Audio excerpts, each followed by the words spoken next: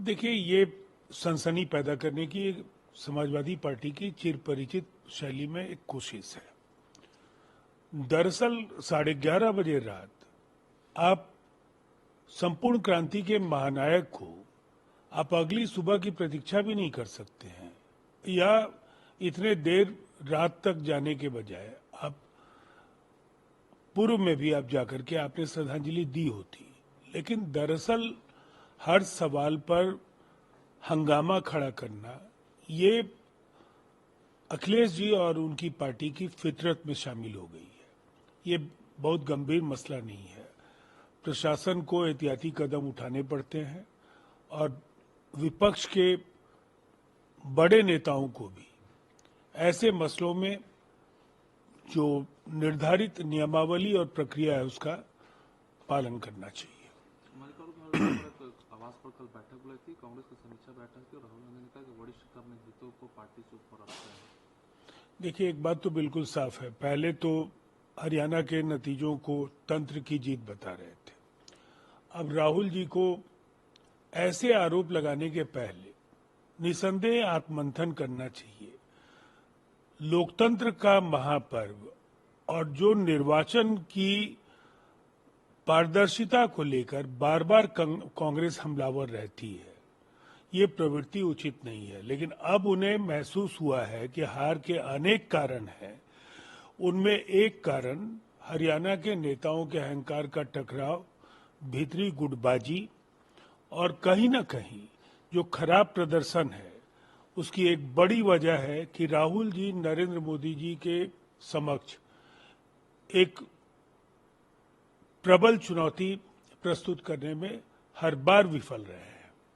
कांग्रेस नेता प्रणब झा उन्होंने कहा है कि ईवीएम को जिम्मेदार ठहराया चुनाव को और परिणाम को अस्वीकार करके खारिज कर दिया है। उन्होंने ये भी कहा है कि जांच रिपोर्ट देंगे और उसको आने पर आधिकारिक टिप्पणी करेंगे और जो भी लगता तकनीकी टीम को हरियाणा मामले को लेकर।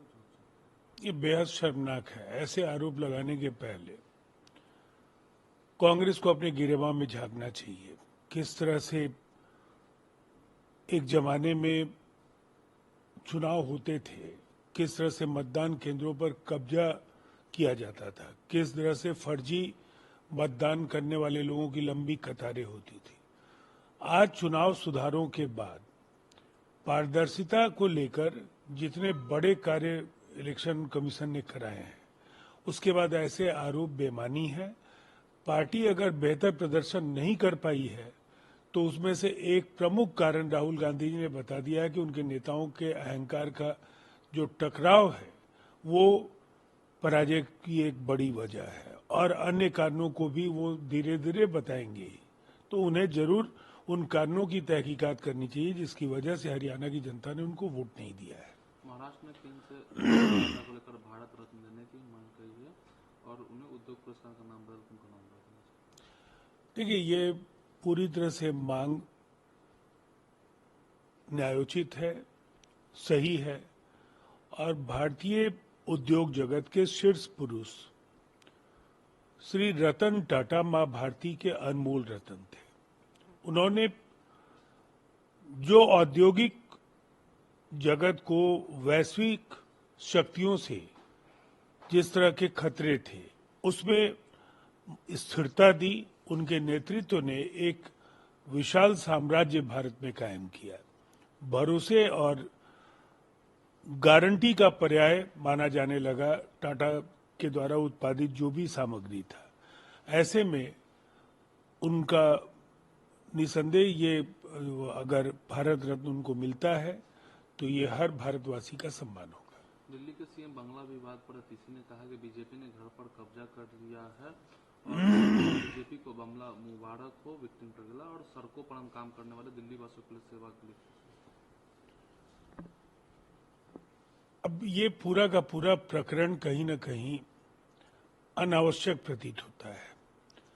अगर अरविंद केजरीवाल जाने समय बंगला हैंडओवर करके जाते तो ये पूरा विवाद होता ही नहीं। दरअसल ऐसे विधि सम्मत कार्य करने से आप पार्टी को कौन रोकता है।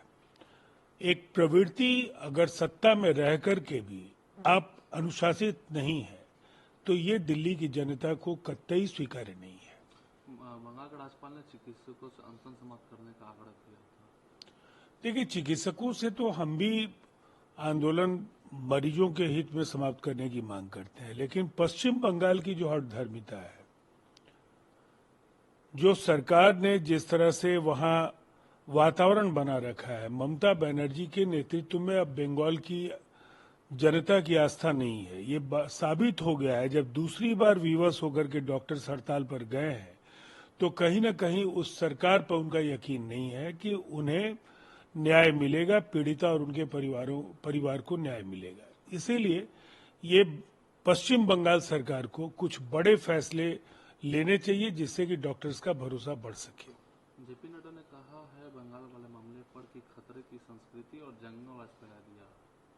इस बात को कैसे नकारा जा सकता है? चुनावी अभियान के दौरान जिस तरह से वहां विपक्षी कार्यकर्ताओं पर हमले हुए, उनका उत्पीड़न हुआ, घरों पर बम और गोले बरसाए गए, और उसके बाद जो जिस तरह की घटना आरजीकर अस्पताल में या पश्चिम बंगाल के अलग अलग हिस्सों में जो लगातार घट रही हैं, उसके बाद कानून का शासन जैसे शब्द बेमानी हो गए।